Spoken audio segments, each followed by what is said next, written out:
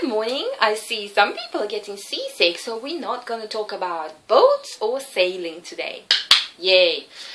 We're going to talk about expansion and growth. Have you missed that topic? Listen again. What is this growth? What is this expansion? And how do you know that if you're actually growing or not? Maybe you're shrinking. Where is the criteria that you look at to measure your growth, to see your progress, to see if you're improving? Maybe you are actually degrading instead of upgrading certain areas in your life. The growth that I talk about is not the upward growth,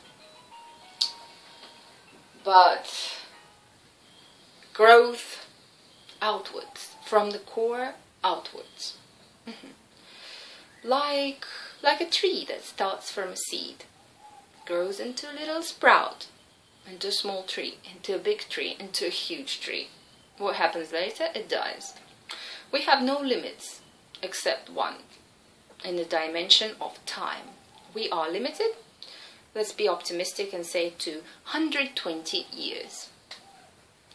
Yes, if you read the book of Guinness records, you can see that, yes, there were people who lived up to about that age. So it is possible. It is not common, but it is possible. So, top, 120 years, the amount of time. How much can you grow in that time? You can stay at the needle point, but that size, you can grow to the size of a tennis ball. You can grow to the size of a basketball, or the size of the moon. And who does that depend on? You. Exactly. How do you grow? And what is it? What is it? What are you talking about? We still don't get it. I'll have to answer this. Sorry about that. That's a really interesting story. Let's postpone the talk about expansion for now on. This phone call is followed up. Well, no, this is a follow-up from a strange series of emails from Facebook. Some guy telling me that, you know, blah blah blah, I like your pictures and so on. And he wants to travel to Thailand because he's on a cruise boat or whatever working, and he would really like to meet me and so on. But now their boat is really having big problems and he needs to send his things to Thailand. So can I give him a postal address to send his things to? And the email says that he's actually British, but his English is definitely not British. And it's dodgy. So I kept on following up. It's like, yeah, what sort of things? Oh, just personal things. Okay. And so on. And I said, I'm sorry, I don't have an address. I don't have a permanent address. And you know that's true, right? Okay, then he says he really needs my help to send his things to Thailand. And here is like, okay, I really wonder what these things are. And if they should go direct to the police station or be picked up somewhere by the police. And now there's a phone call this morning from a cell phone number, a Thai lady, who says that she's a postal service and she wants the address, the postal address, because there's some parcel for me from Dubai. She knows my name from Facebook. She knows my phone number from I don't know where, but there's a parcel from Dubai. Now, are these two stories linked or not? And I know that some people have sent me things, but why would you not have the address? How would you send the things if you do not know the address? Complete address. I've given you my complete address, so it must have been somebody from somewhere else sending whatever is not supposed to be sent. And in cases like this, you want to stay away and you want to cut it off, or you want to help. You want to go and talk to the police. You want to record all the phone conversations. You want to get the person's name, like they would tell you their real name. I'm more towards the second option, so I will talk to my police friends today and see where this parcel can be directed to the good hands who could handle it properly. And this will hopefully help. And if that is a book or a magazine, no problem, I can pick it up from the police station. All safe, all good. But if you do send something, make sure that there's nothing illegal in it. Of course, you wouldn't do that. And just know that I do open my parcels in front of other people, just in case if there is something that should not be there. Because you never know who can be watching and who can be doing things that should not be done. Now, back to expansion. Expansion. Shrinking is no good thing. We all want to expand. Now, how can we measure it?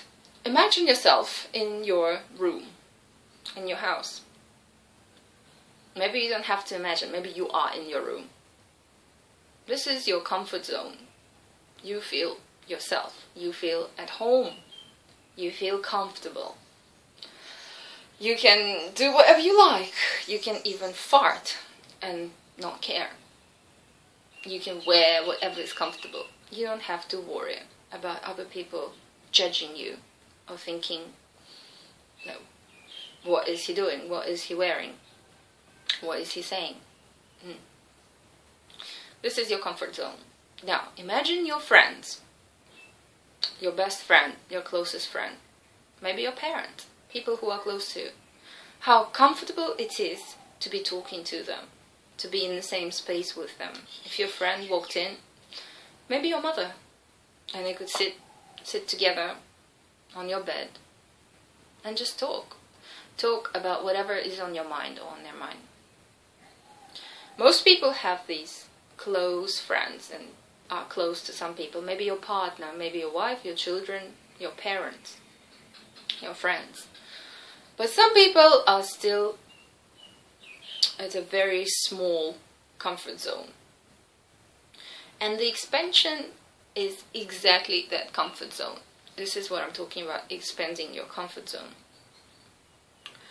When you feel that you can do anything and say anything, and the other people will not judge you, more or less. You are comfortable, you are at home, you are being yourself. You are saying whatever is on your mind. This is comfort zone. People understand you. You don't have to pretend. You don't have to be somebody else.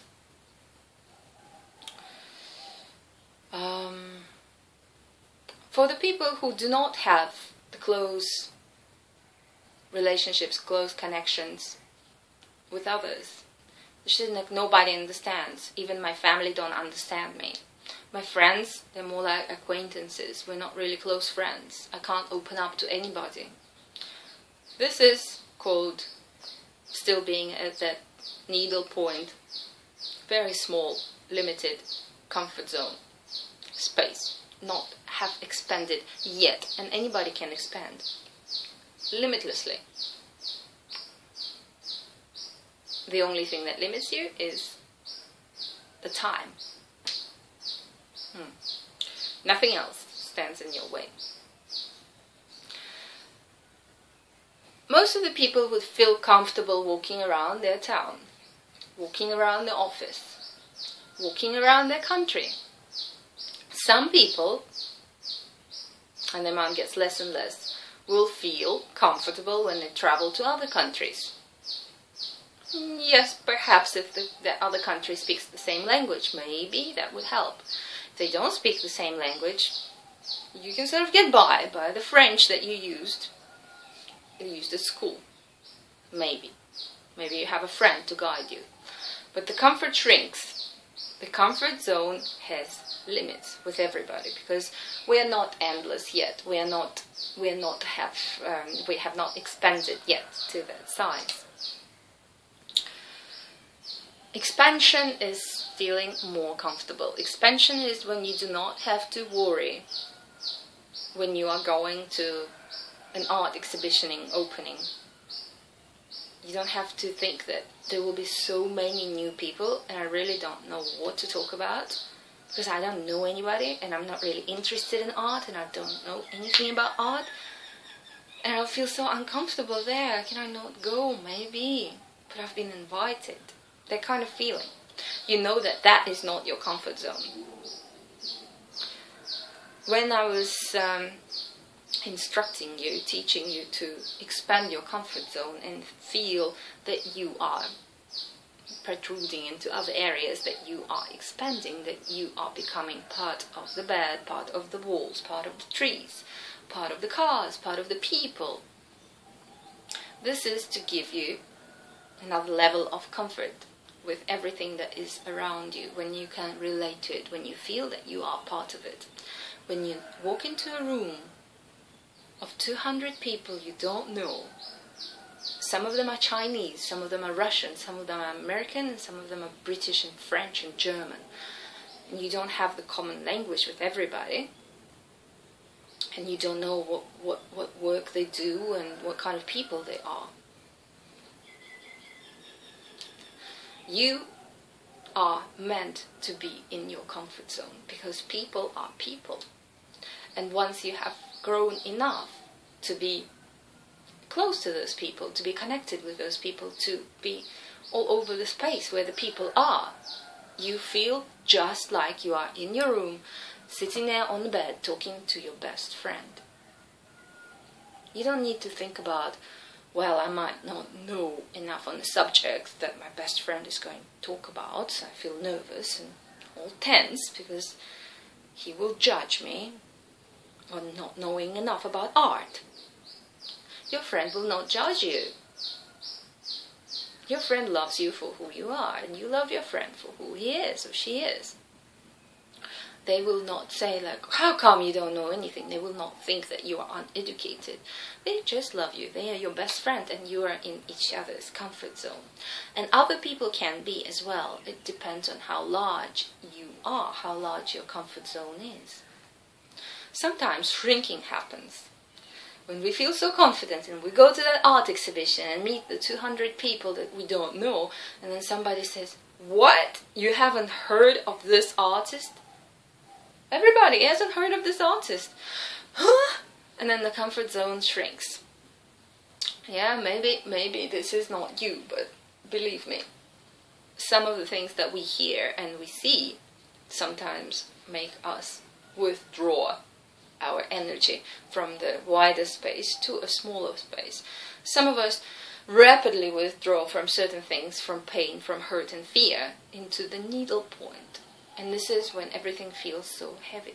The more concentrated the energy in you is, the heavier it feels. The smaller you are, the smaller your comfort zone is, the heavier, the more difficult life is. What is this tennis ball comfort space? Tennis ball comfort space is when you are all about yourself. Life is full of fear. Life is full of what if in a negative way. Life is full of people who do not understand you, people you cannot relate to. Life is full of selfish people who don't care about you. This is what you see. This is what makes you shrink back into the tennis ball. What's the next step from the tennis ball down? It's the needle point. This is you feel so heavy that you're about to explode. This is when people commit suicide. Nobody understands me. Nobody cares, and so on. Nobody needs me, and I don't need anybody, and I don't like anybody, and I can't connect to anybody. This is just me the way I am, and it gets smaller and smaller and smaller till it's gone. So if you have experienced the symptoms of shrinking your comfort zone and shrinking your personal space caused by some outside factors like a girl rejecting you, perhaps, yes, society rejecting you, losing the job, health, accidents, whatever else could have happened, it could have caused shrinking. If the energy is still in that shrinking direction, and energy is like a ball rolling. When you throw it, it doesn't stop right there. It keeps on rolling. It keeps on rolling to a certain point. So when you give yourself a vibe that sends the energy inwards, it does slow down at the time, but it first is but it's still shrinking, it's still moving in the same direction. You got to change the direction outwards. This is how our energy is supposed to work. Introvert, extrovert. We are all born extroverts. What makes us introverts? Thinking that other people do not understand or would not understand, thinking that other people would judge us on what we would say or what we would share with the world, thinking that nobody needs your love, nobody needs your stories, emotions, and so on. So you don't want to push it on anybody, because this is you, so just keep them to myself. If you have problems, keep them to yourself. If you have joy, keep it to yourself. If you have money, keep it to yourself. Inwards. And what causes? What happens when everything goes inwards? It all gathers at the needle point. The needle point when it's just too much to handle, because you feel so tight and so in yourself. And all the thoughts are purely about yourself, your well-being, and not even thinking that other people exist. Now, this is an extreme. This is the needle point. We are mostly somewhere between this size of the ball and this size of the ball, depending. Yes, people who have kids, they probably grow. This is what kids make you do. You sacrifice. If you had a baby, you would know what I'm talking about. You start to think about another person. You have to think about another person. Now, it's not about your sleep. It's about the baby's stomach that's hurting and the baby's crying and you're all worried. So, who cares if I get some sleep? It's just the baby that needs to be healthy and happy, right? So you do expand. And what happens later? Yes, children make us grow. This is what nature made us do, instinctively. But we are also to care about other people, and caring about other people is expanding to the bigger size of the ball, because we don't have to care about the other people, because if we don't breastfeed the other people, they will not die. So we're not made and forced by nature to care about other people, we think. But if you choose not to, because you don't have to and you're not forced by nature, then you will realize after a while that you're going inwards. Pop! Ouch! That hurt. And the needle point hurts.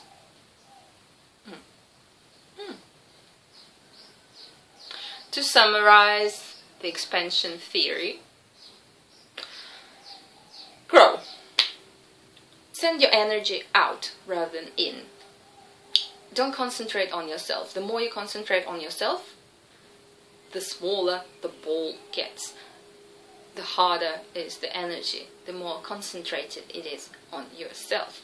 At the core, there is a dot, a little dot above the letter I. This is what the dot is. Everything becomes about you when the ball shrinks. Self-pity, how life is unfair, how I deserve more, and this is what I deserve. Why am I not getting it? Why is she happy and I'm not?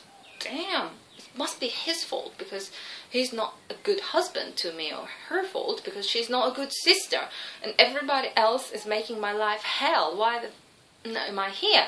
And why is this all happening to me? And yeah, sure, it's easy for her to say that you shouldn't have any stress and you should be eating healthy. You live in Thailand, on a tropical island, and I live here in the city and I have to work.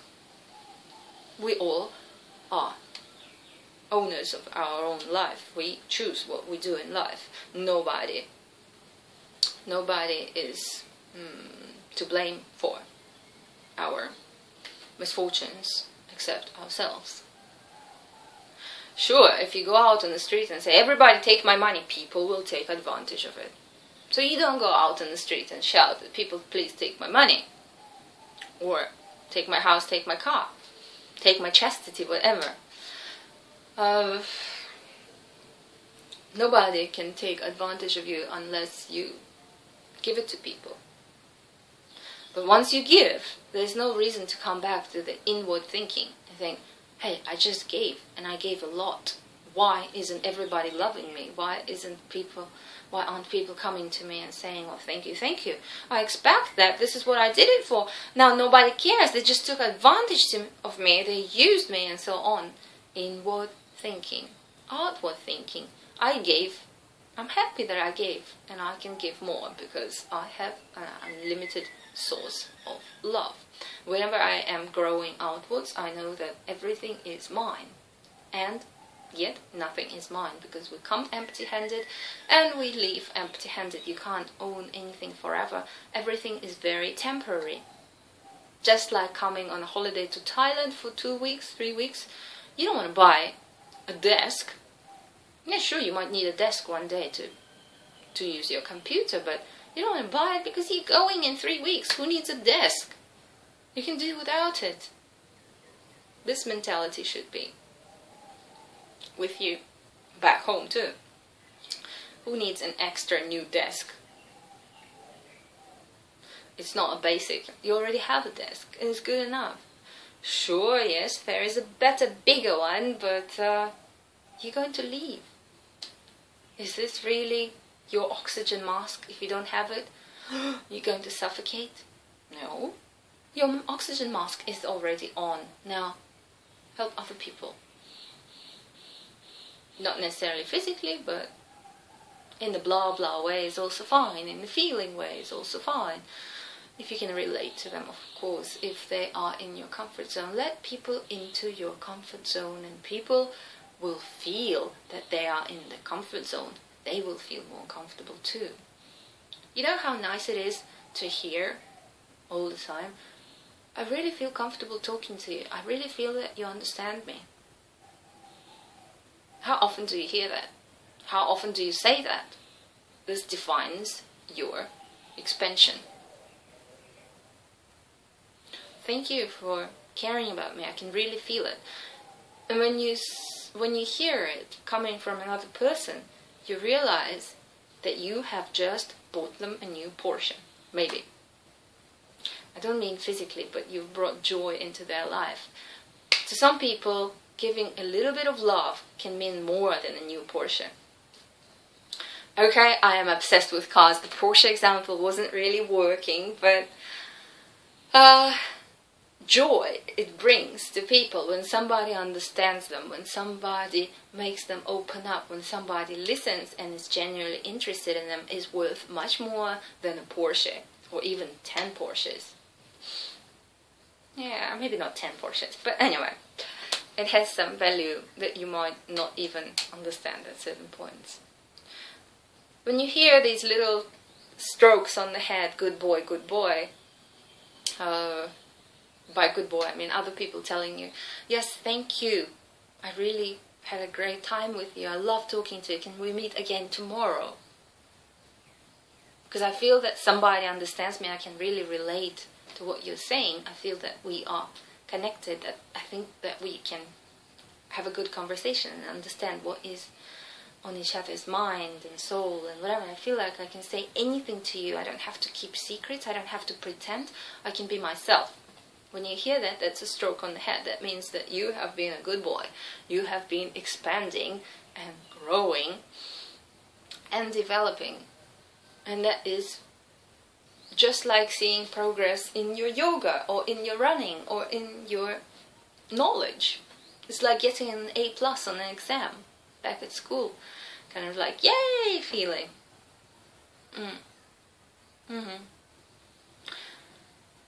Okay. If somebody did send me something from Dubai, and I'm still thinking about that phone call, can you please email me and tell me who you are and what you have sent before I go to the police and tell them all about it. And later, when a book on interior design arrives, police is going to laugh at me. Haha, Dina, it's not drugs from some unknown person. It's actually a book from your friend. Right, okay. But the address should be there, right? Why didn't you put the address on the envelope? Hey. Okay. Thank you for listening, and your captain is now going to the AA meeting. Bye-bye.